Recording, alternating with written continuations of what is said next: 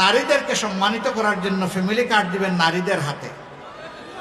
আপনি এক হাতে ফ্যামিলি কার্ড, আরেক হাতে আমার মায়ের গায়ে হাত, এই দুইটা আমরা দেখতে চাই না।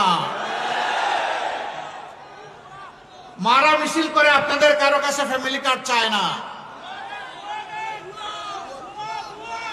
এই মারা ইজ্জতের সাথে বাঁচতে চায়। আগে আমার মায়ের ইজ্জতের কথা বলুন, রাখেন আপনার ফ্যামিলি কার্ড।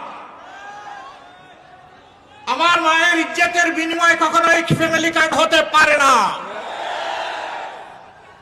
সম্মানিত ভাই বোনেরা, যুবক যুবতীরা, আমার বাড়িতে এবং কার বাড়িতে মিছিল নিয়ে গিয়ে বলে নাই আমাদেরকে বেকার ভাতা দিন। আমরা তাদের হাতে বেকার ভাতা তুলে দিয়ে তাদেরকে অপমানিত করতে চাই না।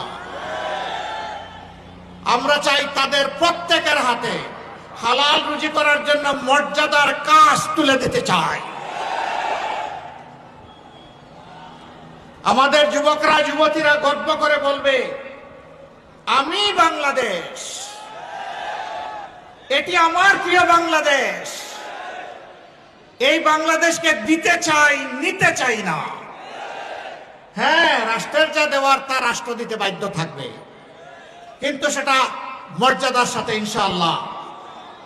আমরা সেই শিক্ষা, সেই দক্ষতা, সেই প্রশিক্ষণ, সেই কাজ ইনশাআল্লাহ যুব সমাজের হাতে তুলে দেব। আমাদের অভিজ্ঞতা আছে, মীর কাসিম আলীরা আমাদেরকে দেখিয়ে গেছেন এই কাজ কিভাবে করতে হয়।